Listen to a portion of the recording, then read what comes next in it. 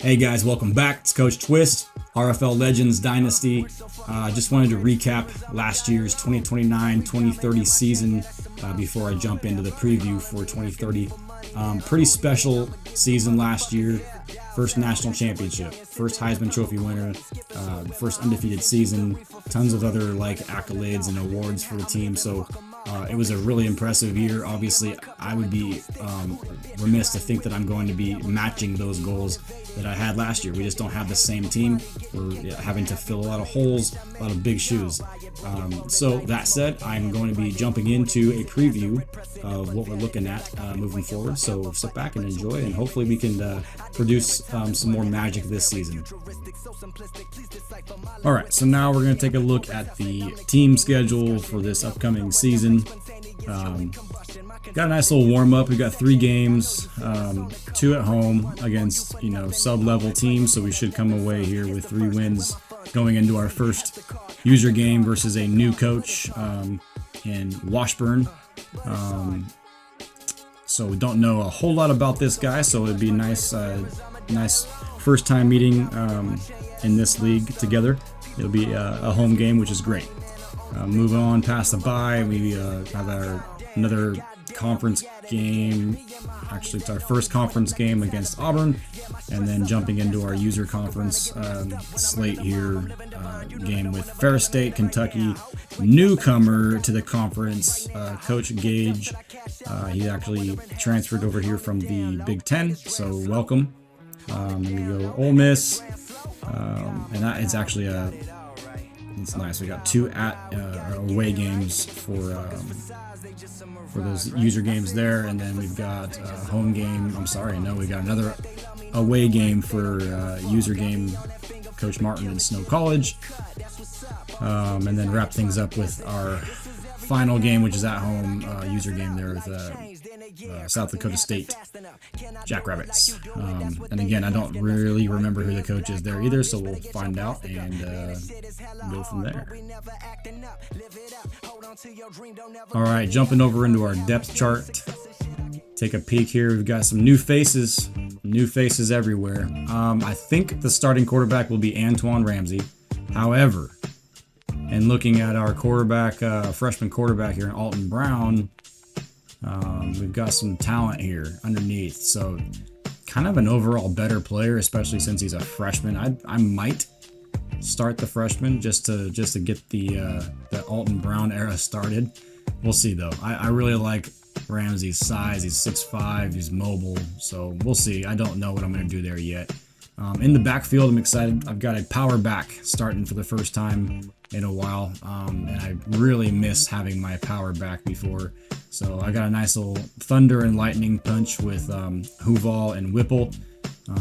Get the majority of the touches this season for sure. Wide receiver core comes back. Most of them are back. Mondo's back with 99 speed. Washburn was our return man most of the time last year with 96 speed. There's that man, Trey Woods. Gets a lot of touches in my offense. Reliable, very fast, can break away. He's got 97 speed. And then just some other unknowns that we haven't really seen too much of yet that I'm excited about with some overall talent and speed over there. So wide receiver room looks really nice. Tight end, nothing new there. We got Ohada back, vertical threat. Tight end there. Our line this year looks pretty good. I'm overall pretty happy. We've got, I think, 4 linemen that are over 90. Yeah. So real happy with that. Should be able to run the ball just fine.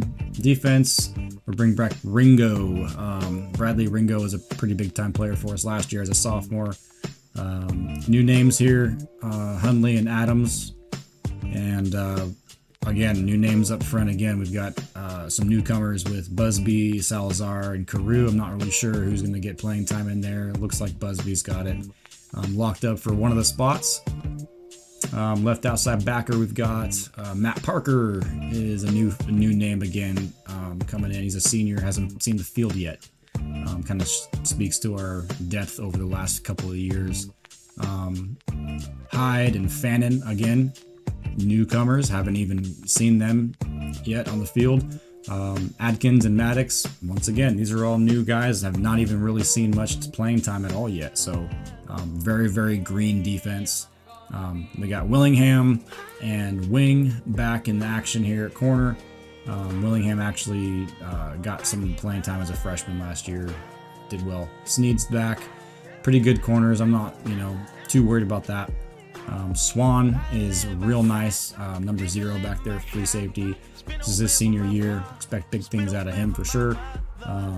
Torres and Rossi, both newcomers on defense for my strong safeties.